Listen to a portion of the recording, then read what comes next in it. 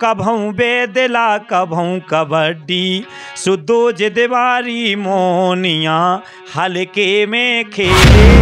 हरे का नाम उसी श्रेणी में आ रहा है जो कि पटेल जी के बाद राम कृपाल और राम कृपाल के बाद जीतू भैया की चर्चा गाँव में। तो भैया जय बुंदेलखंड जय भारत, आप देख रहे हैं बुंदेली न्यूज़ 24/7।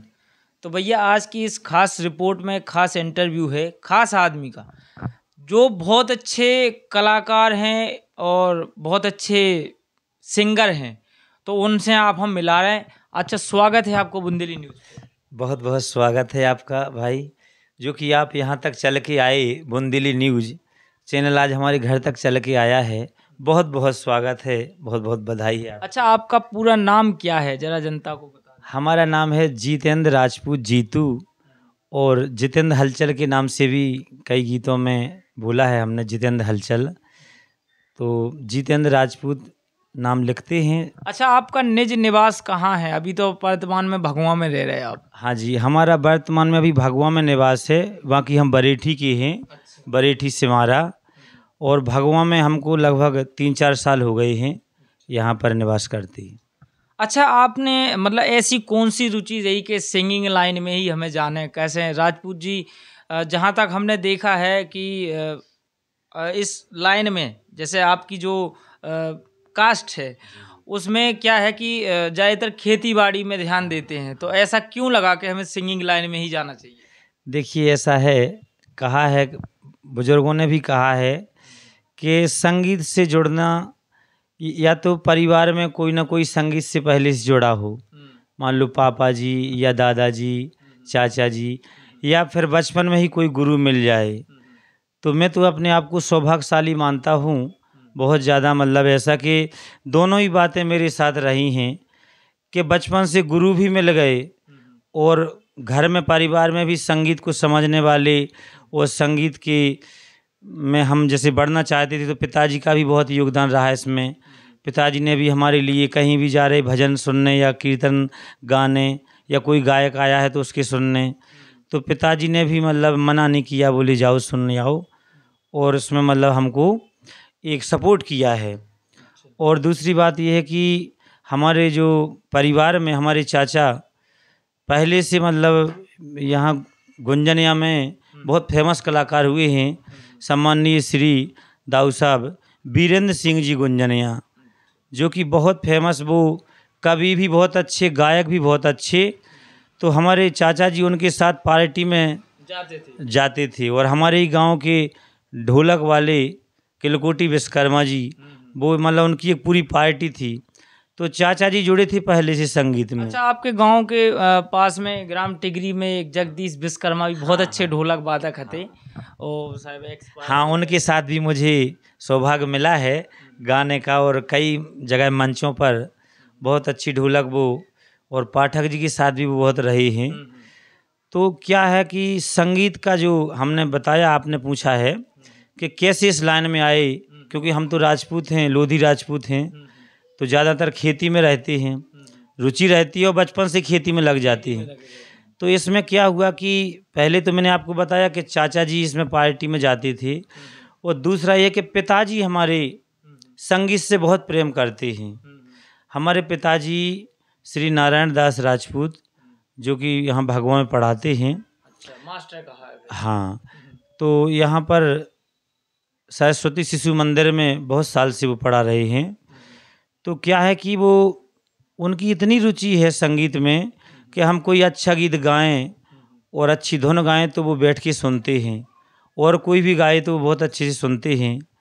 और सबसे अच्छी बात कि उनको धुन बता दो, उनको धुन बता दो, फिल्मी धुन हो कोई, कि हमें इस धुन पर मतलब गीत चाहिए, तो वो प्रयास करके लिख भी देते हैं। अच्छा, आपका कहना ये है कि हमें सिखाया और पढ़ाया, तो हमें शुरू से ही शिक्षा घर में ही मिली, तो वहाँ के वो जो है हमारा मतलब ये है कि हमको घर से सपोर्ट मिला है पूरा।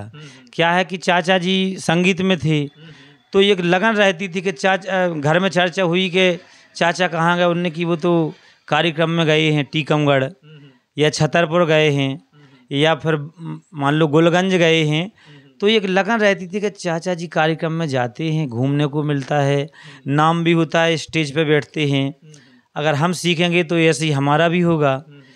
तो और फिर पिताजी से सलाह ली तो पिताजी ने कहा कि नहीं, आप संगीत में सीखिए, अच्छी चीज़ है। तो घर में हमको दो लोगों को देख कर के एक मार्गदर्शन मिला है कि पिताजी और चाचा जी। तो पिताजी ने एक सहयोग हमारा संगीत के माध्यम से किया है। कभी ऐसा हो जाता था अचानक कि जो कवि हैं अपने क्षेत्र में, बहुत सारे कवि हैं, तो कवियों के पास नहीं पहुंच पाए, तो पिताजी से ही बात रख दी कि इस धुन पे हमारा मन था कि भजन बोलना है या गाना बोलना है, तो पिताजी ने प्रयास करके उस धुन पे गीत बना दिया। अच्छा, ज़्यादातर आप कौन से कलाकार के साथ में रहे, किन के साथ में रहे जिनने आपको एकदम इस काबिल बना दिया कि आप 4 लोगों के सामने बैठ सके तो नीचे सर ना हो सके? देखिए, जब बचपन में हम कक्षा 3 या 4 में पढ़ते थे तो सरस्वती शिशु मंदिर में पढ़ते थे भगवा में। तो अपने ही गांव के बरेठी के, हमारे गांव के सम्मानीय श्री बाबूलाल जी शर्मा, जो कि श्रीधर नाम लिखते हैं, गीतों में छाप लगाते हैं, तो वो पढ़ाते थे। तो पहले स्कूल में बाल सभा होती थी, शनिवार को बाल सभा। और बाल सभा में क्या था कि हर शनिवार को गीत अपन को गाना पड़ता था। तो शर्मा जी हमको गीत दे देती थी कि बाल सभा में तुम ये गाना, बस वही शनिवार का इंतजार रहता था। पढ़ाई से मन उतना ज़्यादा नहीं लगता था। शनिवार के पहले शर्मा जी से मिले, बाबूलाल जी से, कि हमको गीत चाहिए, तो उनने गीत दे दिया। तो उनके साथ ये हमारा चलता रहा 5-6 साल तक। और पिताजी भी गीत लिख के देने लगे। पिताजी ने देखा कि ठीक ठाक गा रहा है, इसकी रुचि है, तो पिताजी ने भी गीत दिए हमको लिख करके। फिर उसके बाद हुआ है कि जब हम कक्षा 9 में पढ़ने लगे, 9th में, तो भगवा में हमने क्या है कि अपना यहाँ मकान तो अभी था नहीं, किराए से थी। अभी हमने देखा है 2-3-4 साल हो गए लगभग बने हुए। जी, तो भगवा में क्या है कि पंडित श्री राम सुरेश द्विवेदी, उनके यहाँ बगल में हमको रूम मिला रुकने के लिए।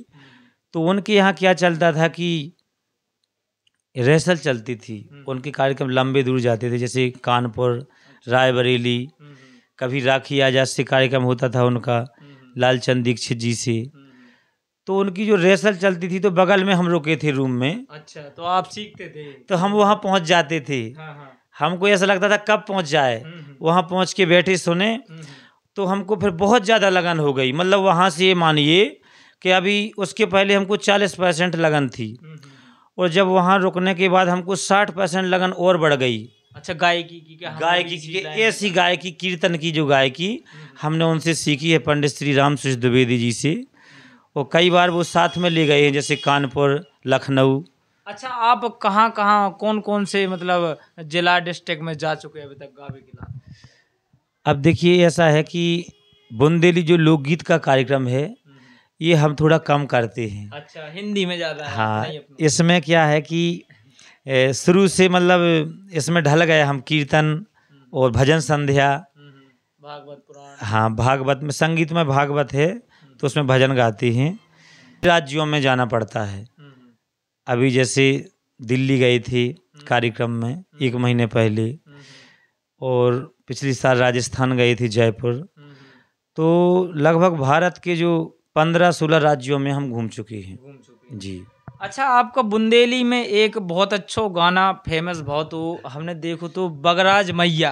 हाँ, कैसो का है वो गाना, जरा दर्शकन की लाने सुना के और बता दो। देखो, जो गाना जो बगराजन मैया को है, एक बार हम यहाँ गए थे मलगवा के मेला में। अच्छा। 2018 में। तो घिनौची की आपने नाम सुनो, ये कवि है बहुत अच्छे, पंडित छलिया जी, पंडित श्री छलिया जी, घिनौची के छलिया महाराज जी। तो हमने कहा छलिया जी महाराज से कि हमें मलगवा जाना है मेला में, एक गीत चाहिए। तो उनने हमको दिया, आपको सुना रहा है कि बगराजन मैया की चर्चा गांव में चली, हारमोनियम से, कि बगराजन मैया की चर्चा गांव में चली, ओ धीरे धीरे चर्चा आन गाँव में चली, चाहे मांग लो लला चाहे मांग लो लली, चाहे मांग लो लला चाहे मांग लो लली।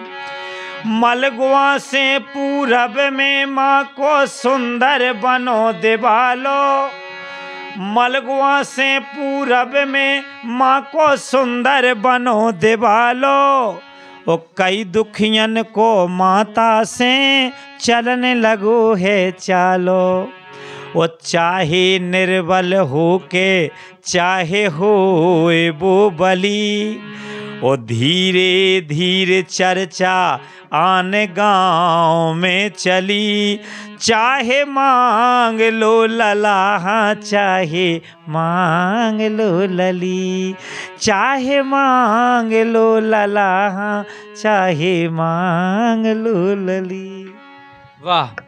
अबे आप हम बता दें, अबे बगराज मैया के तय होते माता के हैं गए शरद पूर्णिमा को बहुत अच्छो मेला भी लगाते हो, बहुत बढ़िया वहाँ पे अच्छे अच्छे कलाकार कार्यक्रम होते हैं जहाँ अपने बुंदेलखंड के समस्त कलाकार। अच्छा, आपको एक नौ गाना भी है तो हमने सुनो है बहुत ज़्यादा, उसमें कैसे बचपन की यादें बहुत आउट हैं। नोनिया रे नोनिया हल्के में खेली नोनिया, कैसो का है वो सुना के बता दो, कैसे फेमस तो बहुत अच्छा है। बिल्कुल, आइए सुनाते हैं नोनिया रे नोनिया। हमारी शुरुआत इस गाने से है। हाँ सुनो, हमने बहुत सुनो। सन 2008 में जब हम जान लगी थोड़ी बहुत गावे, जब हारमोनियम भी नहीं हम पे बनती, तो जैसे मान लो कोई कलाकार के बगल में बैठ गए कि यदि हम एक गाना गाने, देखो अरे नोनिया रे नोनिया हल्के में खेले नोनिया, अरे नोनिया रे नोनिया हल्के में खेले नोनिया, अरे नोन को बोरा नोन कदैया ओ खूबई खेले छप्पा गुइया, सुबची न कोनौ कोनिया हल्के में खेले नोनिया, नोनिया रे नोनिया हल्के में खेले नोनिया। और देखो हल्के में काका खिले, अरे कठवा की ढड़का गड़ गड्डी, कठवा की ढड़का गड़ गड्डी, ओ कभों बेदला कभों कबड्डी, सुदोज दीवारी मोनिया हल्के में खेले नोनिया, अरे नोनिया रे नोनिया हल्के में खेले नोनिया। और पहली बारात जाबी को बहुत शौक है तू, अब तो बहुत ही अब को काय के बारात चलने तो जा कहने लगत कि अब हमें टेम नहीं है, लेकिन पहली देखो, अरे पहला जगलो 6 रातें, ओ मन की कर लई ब्याह बरातें, सुगय सागर मकरोनिया हल्के में खेले नोनिया। वो हल्के में एक वो खिलत दिखे कहीं के तुम डॉक्टर बन जाओ, वो हम मास्टर बन जे भी, वो एक आध पुलिस वाला बना दो। अच्छा। का करती हल्की में, अरे को बनत तो हेड मास्टर, को बनत तो हेड मास्टर, ओ को बनत तो बड़ो डॉक्टर, सुकर दई ठीक निमोनिया हल्के में खेले नोनिया, अरे नोनिया रे नोनिया हल्के में खेले नोनी। वो देखो हल्के में गोरियाई खावे की बहुत शौक थी। अगर मान लो कहूँ बराई और चरखी निभी है तो गुड़ मांगन लगाते कि हमें एक डिंगुलिया गुड़ की पवड़ी और शक्कर, डब्बा में से अगर चाय बन रही तो कह रहे हमें शक्कर दे दो, इतना गदियाई पे दे दो। पहले खाते जैसे रखे आते। हाँ बहुत शौक रहती। हमारे तो बरेठी में तो सोसाइटी में पहुंच जाओ सोते ही मिल जाती, पहले शक्कर बटन लगाती, अब नहीं मिलता। अब देखो, अरे 2-2 किलो खाई गुड़ शक्कर, 2-2 किलो खाई गुड़ शक्कर, ओ परी बेई जी तू से टक्कर, अच्छा जी। ओ परी बेई जी तू से टक्कर, ओ पर गई जीभ चटोनिया, हल्के में खेले नोनिया, अरे नोनिया रे नोनिया, हल्के में खेले नोनिया। बहुत अच्छा गाना रहो। कैसे ही में झलक पूरे अपने बचपन की याद दिलाऊ थे कि हमने का करो, कैसे हते, कैसे रहे और का खाओ है। ई गाना में बिल्कुल आपने वर्णन कह दो। हाउ समय के हिसाब से हमने एक दो अंतरा रह गए अभी। अच्छा, आपने रिसेंटली में एक मौरानीपुर में एक प्रोग्राम भाव तो जहाँ जितेंद्र खरे, बादल जी और भागवत राजा के बीच में विवाद भाव, तो उमें की गलती लगी ज्यादातर के ऐसा कछु के वो चाहता। देखिए वीडियो तो पूरी डली है भी। जी देखिए, इस बारे में मैं कुछ नहीं कहना चाहूँगा, इसलिए कि देखिए कलाकार वो एक जवाबी कार्यक्रम है। जवाबी कार्यक्रम में क्या होता है कि कलाकार अपनी पूरी शक्ति लगाता है। जैसे जितेंद्र खरे जी हैं, वो बहुत फेमस कलाकार हो गए हैं। पहले शुरू में एक समय ये था कि राई गाते थे वो, और राई उन्होंने गाई है। लेकिन अगर और गहराई में जाएं तो जित्तू खरे जी हैं जो, उनने गज़लें भी बहुत अच्छी अच्छी गाई हैं, और उनका नाम बुंदेलखंड में, इनमें जित्तू खरे का नाम उसी श्रेणी में आ रहा है जो कि पटेल जी के बाद रामकृपाल और रामकृपाल के बाद जित्तू खरे जी, जो क्योंकि वो पहले नाम बहुत कमा चुके हैं, पटेरिया जी और रामकृपाल राय जी। लेकिन अभी वर्तमान में कहें अगर के बाहर चल के वर्तमान में जो कलाकार अभी हैं वो गा रहे हैं, उनमें जित्तू खरे जी का नाम बहुत है। और सम्मानीय भगत राजा जी भी बहुत अच्छा गाते हैं और उनका भी कार्यक्रम अच्छा है। बस यही है कि जवाबी में थोड़ा चलता है, जवाबी में दोनों के बीच मुकाबला था, इसलिए वो भी अपनी शक्ति लगा रहे हैं, वो भी लगा रहे हैं। नहीं, वहाँ ये कह के टाल दिया कि जो मुरली हैं अपने बहुत अच्छे ढोलक वादक हैं बेबी, तो उनने भगत राजा जी ने गाना गाया तो उन्होंने कहा आप पे बजाते नहीं बन रहा, हम अपने उन्हें बुला रहे हैं। मतलब उनके एक असिस्टेंट हैं भी बजाऊ भाई, तो उन्हें बुलाओ, उन्हें टाल दो। मेरा अंदाज है तो ढोलक वाला अगर मान लो बैठ गया और उसने शुरू कर दिया तो फिर उठाना नहीं चाहिए। अगर हमारे अंदर थोड़ा हम और प्रयास करें, कोशिश करें, तो उसी ढोलक वाले के साथ में हम एडजस्ट करके अपना गीत गा दें और जमा दें। क्योंकि पुराने कलाकार जो हुए हैं, जैसे कि सम्मानीय चंचल दादा, सम्मानीय पटेरिया जी, बीरेंद्र दाऊ जी, पाठक जी, तो उन कलाकारों का मुझे जहाँ तक मतलब सुनने को मिला है कि उनका यही था नियम कि अगर ढोलक वाला बैठ गया और शुरू कर दिया तो उनने उसी माहौल में अपने गीत को और अपनी शैली से जमा दिया। हाँ, कि मतलब हाँ वैसे ही गाना है जैसे बज रही है। हाँ, तो उनने अगर उठाया है ढोलक वाले को तो ऐसा उनको नहीं करना चाहिए। और फिर उन्होंने एक बात और कही भगत राजा जी ने कि हम क्लासिकल के बहुत अच्छे सिंगर हैं। तो क्लासिकल तो बुंदेली में अलग है और क्लासिकल अलग चीज़ है। मैंने आपको एक सबसे पहली बात कही कि जब दो कलाकारों का मुकाबला होता है तो बहुत सारी बातें ऐसी बोलनी पड़ती हैं। क्या होता है, जनता को खुश करने के लिए। जैसे मान लो आपने मान लो कहा कि रामचंद्र जी 4 भाई थे।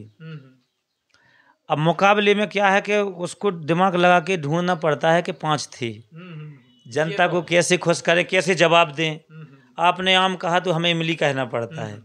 तो उनको जो क्लासिकल की उनने बात कही है वो उनने मंच के हिसाब से अगर कही है, जवाबी के हिसाब से, तो उनकी बाकी ये है कि क्लासिकल में तो जो अपने अनूप जलोटा जी बहुत अच्छे से हैं, गुलाम अली साहब हैं, तो ये सब बातें बोल वो चाहत बहुत ज़रूरी हैं। वे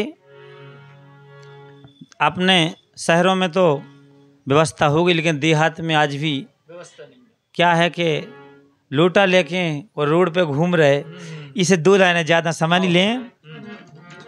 स्वच्छता के ऊपर जो गाना है वो सुने आप। हाँ, पत्नी कह रही अपने पति से कि कै बांसे से कटवा रहे सैया, शौचालय घर नैया। कै बांसे से कटवा रहे सैया, शौचालय घर नैया।